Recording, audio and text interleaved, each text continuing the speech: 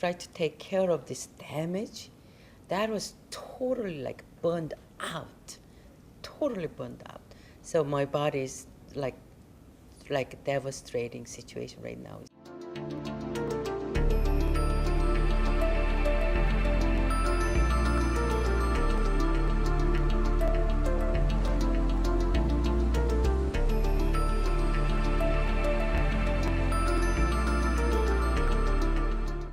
My name is XII Kim. I'm a director here at White Wave, located in DUMBO. White Wave XII Kim Dance Company has many different programs. First is obviously my dance company, and also time to time we collaborate with other artists.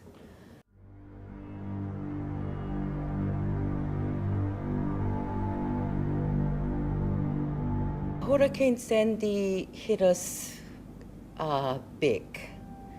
I always loved our location in DUMBO by the water. In Irene, I evacuated, but it didn't hit DUMBO area. So everybody evacuated, but I stayed. I prepared the candles, some water, something I can eat, and flashlights, and many of the company board members or friends sending me texts, "Are you okay?" And I said, I am here. And they were saying, "What?" Once from the river, when water started coming up, I was so frightened. And I thought, if water comes from the window, and there is nothing I can do about it. But if water comes through the front entrance area, if I can tape it. So I taped with a duct tape all around, and I kept watching outside, and water is just like less than about 20 minutes, entire water was coming. And I was truly frightened. But I said, if I open that front door, water will come. So I just stayed. So the main disturbance that Hurricane Sandy made was to cancel 8 of 21 performances in our Wave Rising series. So Wave Rising series is 3 weeks of the festival, started October 17th through to November 4th. And Hurricane Sandy was at October 28th. We prepare about 9 months. That is almost the same time when baby's born and then delivered, you know what I mean? So like a life is born, you know. This ended up affecting 14 artists, some of which were not from New York and were coming from other parts of the US and Canada and also Puerto Rico. So that affect not only us, but all of our roster group. They already bought their tickets. They already practiced for the many months, and they created it, like costumes and props and everything. So rippling through, like hurting artists also. So we had to cancel their shows, and in total, to us as an organization, we lost about $10,000 of income that we could have made.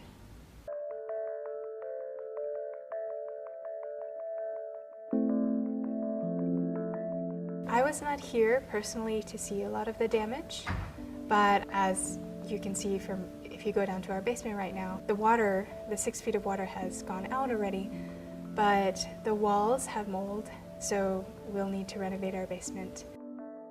Fortunately, our ground floor dance studio and theater was survived.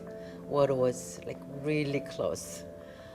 But we have about 2,000 square feet basement, which we use as a dressing room, office space, and also storage area, documents, props, costumes, and all of which was under 6 feet deep water. The most painful part was try to clear out water and also water damage. To empty out the first debris, it took a team of four men, one of our former dancers, and then our other interns and staff that were moving and lifting things out of the basement. I had to hire people and some of my staff, and it was wet, dirty, and smelly, and I had to go through what we can save it, what we have to throw away, and there was like, as I said, more than half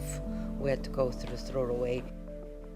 My role right now is applying for loans and applying for grants to cover the nearly $80,000 in losses that we experienced. There is no time to rest anything, writing grant. It is always better to receive grant than loan. So we apply that, and we don't know what's going to be an outcome. The first step was for us to register with FEMA, and then from there we started to apply for loans with the Small Business Administration, for instance, and then just keeping abreast on other grant opportunities available to arts organizations. Last week we got all of this stuff from Materials for the Arts, donated by Material for the Arts. So we got some for the one new file cabinet, some chairs for the dressing area.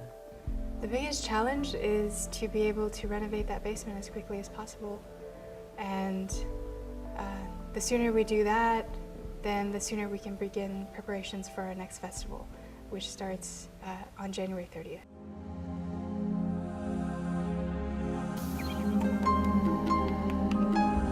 We certainly want to rely on our community, our audience members, our artists, and the folks that they know to see if they'll help in rebuild. Being able to rebuild downstairs will allow us to add new programs. Like we want to do a residency program, and we want to put a classroom down there so just expand what White Wave currently offers, and that's something that will benefit the entire community. I always loved our location in DUMBO by the water. I never produced any festivals before I moved to DUMBO, but somehow I went into it. And reason why I do this, because art lifted people's heart. They lift their spirit. So I love DUMBO. Whenever I see New Yorkers come together, New Yorkers who don't talk to each other on the subway or not really try and make connections, but in times of tragedy and disaster, to see them work together and to help each other is really amazing and inspiring. Small but perfectly formed theater. That is White Wave.